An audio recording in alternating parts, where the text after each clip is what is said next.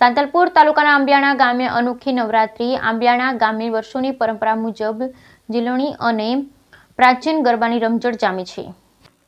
સાંતલપુર તાલુકાના આંબિયાણા ગામે અનોખી નવરાત્રી। આંબિયાણા ગામ ખાતે વર્ષોની પરંપરા મુજબ ઝીલવાણી અને પ્રાચીન રાસ ગરબાની રમઝટ જામી છે કે જ્યાં વર્ષોથી ગામમાં ફક્ત પુરુષો જ નવરાત્રી દરમિયાન રાસ ગરબે રમે, અહીંયા સ્ત્રીઓ ગરબે રમતી નથી। આવો જોઈએ ખાસ અહેવાલ। પાટણ જિલ્લાના સાંતલપુર તાલુકાના આંબિયાણા ગામે અનોખી નવરાત્રી મહોત્સવનું આયોજન કે જ્યાં વર્ષોની પરંપરા મુજબ આજે પણ ગામમાં ઝીલવાણી અને પ્રાચીન રાસ ગરબા ગવાય છે અને કોઈ જ પ્રકારના નવા ગરબા ગવાતા નથી। અહીંયા જૂના અને પ્રાચીન સમયમાં ચાલતા ગરબાને મહત્વ આપવામાં આવે છે। વિશેષ અહીંયા ગામમાં વર્ષોથી ફક્ત પુરુષો જ નવરાત્રી દરમિયાન રાસ ગરબે રમે છે, અહીંયા સ્ત્રીઓ ગરબે રમતી નથી। માતાજીના સાનિધ્યમાં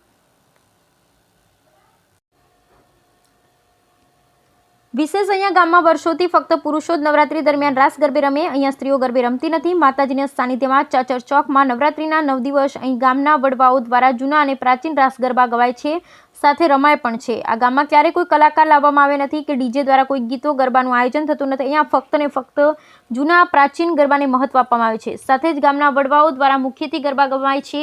ગામના સ્થાનિક રહીશ દ્વારા માતાજીની નિત્ય આરતી પ્રસાદ સાથે ઝીલવાણી અને પ્રાચીન રાસ ગરબાની રમઝટ જામી છે। ત્યારે આજુબાજુના લોકો પણ અહીંયા મોટી સંખ્યામાં આ અનોખી નવરાત્રી મહોત્સવ જોવા ઉમટી પડે છે। પાટણના સાંતલપુર તાલુકાના આંબિયાણા ગામ ખાતે નવરાત્રીની ખાસ વિશેષતા જોઈએ તો વલ્લભ મેવાડા ગરબા પ્રાચીન ગરબા લોકમુખે ગવાય, જે જોવા લોકોનું ઘોડાપુર ઉમટી પડે છે। ખાસ ગામની વિશેષતા જોઈએ તો માતાજીની જાતર જે દશેરાના દિવસે થાય, જે વંશ પરંપરાગત રીતે ચાલતું આવ્યું છે, તેમજ માતાજીની માનતા હોય, શ્રદ્ધા હોય એ લોકો જ રમે છે। ગામ લોકોની માન્યતા પ્રમાણે જે લોકોએ બાધા માનતા રાખી હોય એવા લોકોના માતાજી કામ કરે છે અને એ જ લોકો માતાજીની જાતર રમી પોતાની મનોકામના પૂર્ણ કરે છે। આમાં ગામમાં પ્રાચીનતા આજે પણ જળવાઈ રહે અને જિલ્લામાં એક નવી ઓળખ ઊભી કરતું આ ગામ છે। અહીંયા માત્ર પુરુષો જ ગરબે રમે છે, સ્ત્રીઓ નવરાત્રી દરમિયાન ક્યારેય રાસ ગરબી રમી નથી। ગ્રામજનોનું કહેવું છે કે પરંપરાગત રીતે ચાલતું આવ્યું છે અને અમે એ પરંપરા આજે પણ જાળવી રાખી છે। માતાજીના ચાચર ચોકમાં 9 દિવસ ફક્ત પ્રાચીન અને ઝીલવાણી ગરબા જ ગવાય છે, જે મુખ્યત્વે ગામના જ આગેવાનો દ્વારા ગાવામાં આવે છે। આ ગામમાં અનેક સમાજના લોકો વસવાટ કરે, પરંતુ તમામ સમાજો વચ્ચે વર્ષો જૂની પરંપરા મુજબ આજે પણ ગામમાં માત્ર એક જ ચોકમાં એક જ નવરાત્રી પર્વની ઉજવણી કરવામાં આવે છે। ગામમાં આઠમના દિવસે એટલે કે આઠમના નોરતે ગ્રામજનો દ્વારા ભવાઈ પણ કરવામાં આવે છે, જેમાં અનેક પાત્રો ભજવી માતાજીના મહિમા ગણવે છે, જે પણ પૌરાણિક કથાઓ સાથે જોડાયેલ છે। આ ગામમાં દશેરાના દિવસે પુરુષો સ્ત્રીના પહેરવેશમાં માતાજીના ચાચર ચોકમાં ગરબે રમતા જોવા મળે છે અને ગામમાં માતાજીના નવલા નોરતાના દિવસોમાં લોકોના કામ પૂર્ણ થતા હોય તેવું આસ્થાનું પ્રતીક માનવામાં આવે છે। જૂની પરંપરા મુજબ અમારે અહીંયા ગરબા આજે પણ ગવાય છે અને રમાય છે।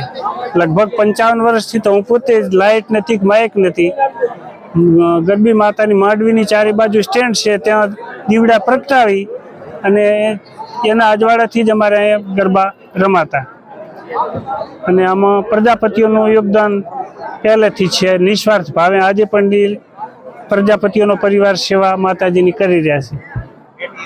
કેટલા વર્ષથી આ જૂની પરંપરા છે?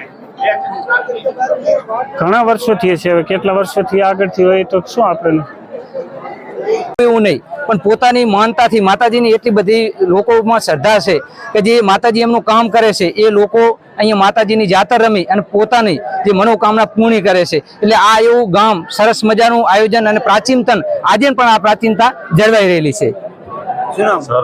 મારું નામ નારોદા ભવનભાઈ કનુ। માતાજીનો એટલો હાથ છે કે બેન કોઈ માસિક ધર્મમાં આવેલી હોય તો એ જાણ ના થાય બહારથી, એટલે પણ અંદરની રીતે જાણ થાય તો એ જાણે કે ના જાણે, પણ આ પળમાં કોઈ આવી શકતું નથી, એટલું માતાજીનો સાથ છે।